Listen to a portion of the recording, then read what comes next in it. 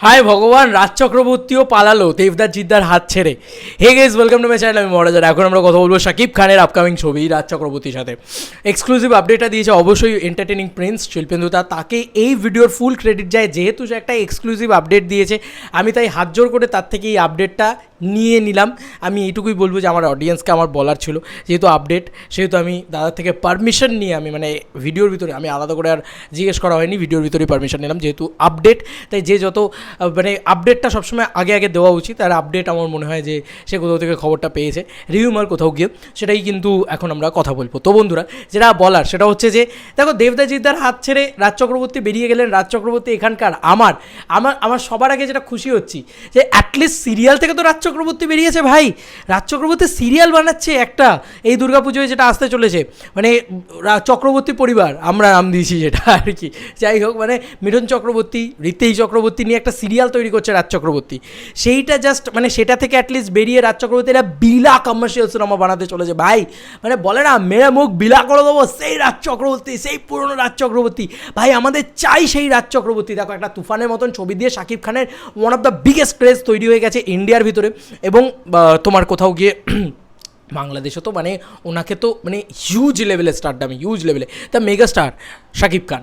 তো শাকিব খানের সাথে রাজ চক্রবর্তী, SVF একসাথে আরও একটা one of the biggest action film করতে চলেছে, এবং সেটা সামনের বছর ঈদুল আধাকে টার্গেট করা হচ্ছে, যে টাইমে এবারে তুফান আসছে সেই টাইমে। আর প্রথম ঈদটাতে হয়তো শাকিব খান বাংলাদেশের কোনো ডিরেক্টরের সাথে একটা কাজ করবেন সম্ভবত, আমি আই ডোন্ট নো, বাট এই টাইমটাকে টার্গেট করা হচ্ছে। আর SVF বুঝে গেছে ভাই, এবার বাংলাদেশে ছুটতে হবে, এবার বাংলাদেশের মার্কেটে টাকা লাগাতে হবে। এবার একটা নয়, বারবার তারা করবে। এবং বিশ্বাস করো, বাংলাদেশে আমি যা খোঁজ নিয়ে দেখি, বিভিন্ন ডিরেক্টর, বিভিন্ন প্রডিউসার্সরা শাকিব খানের সাথে কাজ করার জন্য বসে আছে। আর আমাদের এখানকার সব থেকে বড় মাস ডিরেক্টর চলে গেলেন বাংলাদেশের সাথে কাজ করতে। এটা খুব আনন্দের, খুব গর্বের। সেরকম কোথাও গিয়ে এটাও ঠিক যে আমাদের এখানে কমার্শিয়াল ছবির জোনই নেই ভাই। আমাদের এখানে কমার্শিয়াল ছবি করলে চলবে না। তাই রাজ চক্রবর্তীকে যদি কমার্শিয়াল ছবিতে জায়গা করে দিতে হয় SVFকে, তাহলে কিন্তু সে বাংলা মার্কেটে না দিয়ে বাংলাদেশের মার্কেটে দেবে, শাকিব খানকে দিয়ে দেবে, যাতে শিওর শট কনফার্ম ব্লকবাস্টার দিয়ে দিতে পারে। কারণ একটা বড় বাজেট ইনভলভ থাকে কমার্শিয়াল ছবির ভিতরে। আর রাজ চক্রবর্তী যদি কমার্শিয়াল ছবি করে ভাই, Raj Chakraborty one of the biggest commercial film director, Raj Chakraborty one of the best commercial film director. তুমি চ্যালেঞ্জ তুলে দেখে নাও। আর রিসেন্ট রিলিজ আবার প্রলয় বলে একটা সিরিজ এসছে, ZEE5 তুলে দেখে নাও, কি মারাত্মক বানায় ভাই। শাশ্বতবাবুকে জিদ্দার মতন করে প্রেজেন্ট করেছে। তো কোথাও রাজ চক্রবর্তীর উপরে সেই ভরসাটা আছে। রাজ চক্রবর্তী শুধু কমার্শিয়াল ছবি করুক, আর কিছু চাই না। আর শাকিব খানের মেগা স্টারডামটা কোন লেভেলে পৌঁছাচ্ছে দেখো, সবাই এখন শাকিব খানের দিকে চলছে। আর দেবদাস জিদ্দার বিষয়টা হচ্ছে, দেবদাকে তো অ্যাপ্রোচ করা হয়েছিল, আমরা তো সবাই জানি। রাজ চক্রবর্তী দেবদাকে অ্যাপ্রোচ করে, দেবদাই তো রিজেক্ট করে দিয়েছে রাজ চক্রবর্তীর অফার।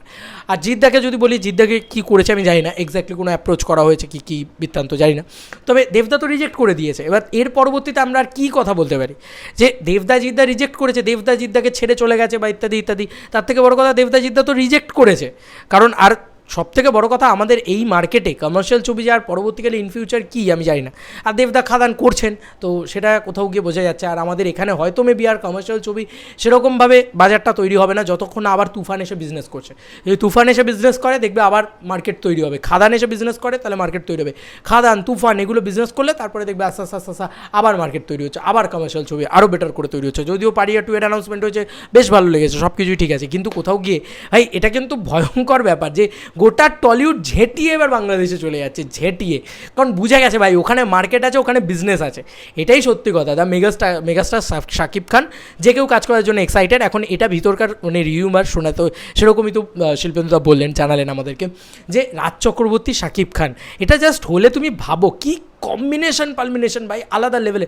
SVF তার সাথে, SVF কি এবার পুরোপুরি বাংলাদেশে চলে গেল? কমার্শিয়াল ছবি বানালে SVF ঠিক করে নিয়েছে বাংলাদেশের জন্য বানাবে, এটা কোথাও গিয়ে ঠিক হয়ে গেছে। আর শাকিব ভাইয়াকে নিয়ে বানাবে, কিং খান, দ্য আলটিমেট বাদশাহ, the biggest mega star Shakib খানকে নিয়ে বানাবে। ওনার স্টারডামটাই কী লেভেলে, সবাই এখন শাকিব খানের দিকে দৌড়াচ্ছে। তো কোথাও গিয়ে ভালো লাগছে, ভালো তো লাগছে, কারণ আলটিমেটলি বাংলা ছবির গ্রো হবে। কী আছে, রাজ চক্রবর্তীর ডিরেক্ট করলে তুমি ভাবতে পারছো এখানেও রিলিজ করবে, পার্টিয়ে বিজনেস করবে রাজ চক্রবর্তী ডিরেক্ট করলে। ভাই আমি এটুকু বলে দিলাম, রাজ চক্রবর্তী ওটা, ঠিক আছে, ওটা রাজ চক্রবর্তী আজ অব্দি শাকিব খানের কোনো ছবি ডিরেক্ট করেননি।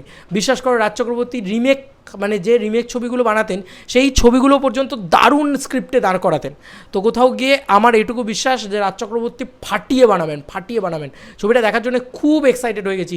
তুফান যেরকম এবছর ধামাকা করবে, সামনের বছর রাজ চক্রবর্তীর সাথে এই ছবিটা ধামাকা করবে, এরকমটাই তো রিউমার রয়েছে। সত্যি আমি খুব এক্সাইটেড, খুব এক্সাইটেড। যদি এই ছবিটা হয় না ভাই, আমি তো খুব খুশি। রাজ চক্রবর্তীকে আবার পুরনো ফর্মে পাবো, এর থেকে আর কিছু মানে হতে পারে?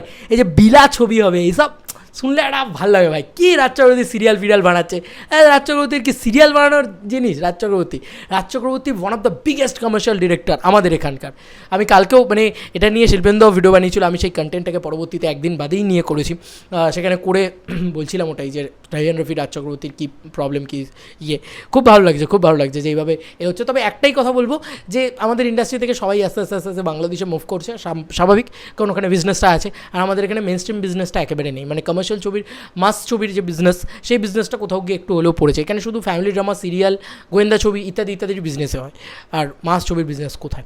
তো এই ছিল এখনকার মতো ভিডিও। তোমাদের আর কি মতামত এই এন্টার ভিডিওটাকে নিয়ে জানিও কমেন্ট সেকশনে। চলো বন্ধুরা, নতুন কোনো ভিডিওতে দেখা হবে।